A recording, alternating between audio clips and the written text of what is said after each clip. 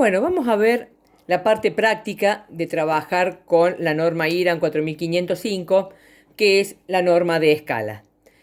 Por definición de escala, nosotros decíamos que es la relación, ¿sí?, o la proporción que voy a tener entre lo que es el dibujo y el objeto o pieza. Entonces vamos a tener una relación aritmética entre lo que es el tamaño del dibujo con el tamaño del objeto o pieza. Cuando nosotros trabajemos en escala, vamos a ver que vamos a estar trabajando con elementos que van a ser cambiados de tamaño, pero no de forma ni de proporción. Vamos a ver que los objetos van a mantener la forma original, van a mantener sus ángulos, ¿sí? Y no van a cambiar su forma, no van a cambiar su forma geométrica. La escala tiene que ser utilizada y tiene que ser aplicada en los tres ejes, lo que indica que cuando yo vaya a realizar la aplicación de escala, tengo que hacerlo tanto en el ancho, en el alto y en la profundidad del objeto. Tengo que aplicar la escala en todas las dimensiones. Si yo estoy trabajando con una escala natural, con una escala que es 1 en 1, ¿sí?, vamos a ver que el tamaño del dibujo se corresponde a lo que es el tamaño de la pieza.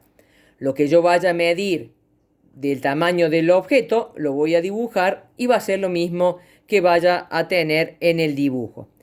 Vamos a suponer de que yo tenga un cubo y vamos a realizar una vista, ¿sí? Vamos a estar generando este cuadrado y si estamos dibujándolo en tamaño natural, vamos a suponer de que tenga 20 de lado, estoy colocando la medida que tiene ese objeto, que va a ser lo mismo que yo vaya a colocar en el dibujo. Acuérdense que en la cuestión de acotación yo no coloco la unidad, milímetros no se conoce, ya sabemos que trabajamos con milímetros y no colocamos la unidad. Ahora bien, vamos a suponer de que yo voy a reducir ese objeto a la mitad. Voy a ver la mitad que tenga ese objeto y lo voy a estar dibujando a la mitad. Vamos a suponer que yo necesito que ese objeto sea dibujado al doble. Vamos a suponer,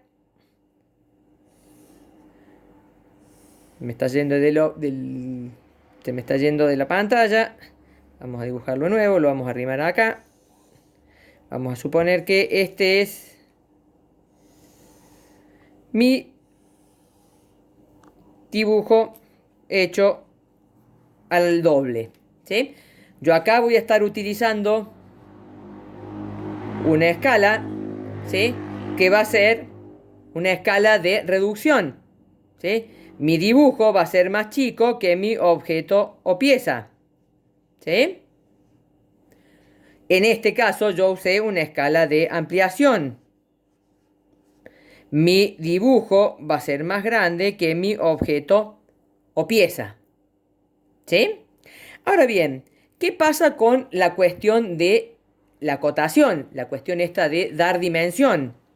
Por más que yo realice una ampliación o una reducción, lo que yo voy a tener que colocar siempre va a ser la medida real de ese objeto o pieza.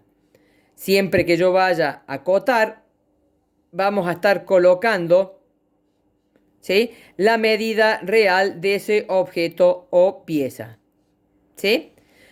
Entonces, sea cual fuere la escala que yo estoy utilizando, ya sea una escala natural, 1 en 1, ya sea una escala de reducción, 1 en 2, o ya sea una escala de ampliación, 2 en 1, siempre la medida que va a ser colocada es la real del objeto, ¿sí? Siempre se va a colocar el mismo valor.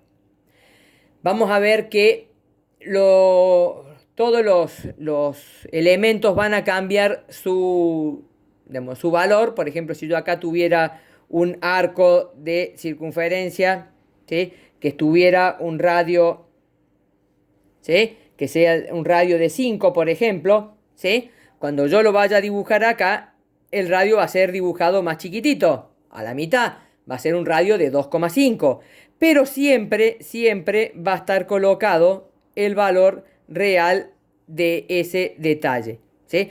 Aquí, por ejemplo, mi radio, cuando yo lo vaya a dibujar, va a ser un radio que va a ser el doble del real, o sea, va a tener un radio de 10. Pero cuando yo lo vaya a acotar, el radio va a ser siempre el tamaño que tenga la escala 1 en 1, o sea, el tamaño real de ese objeto o pieza.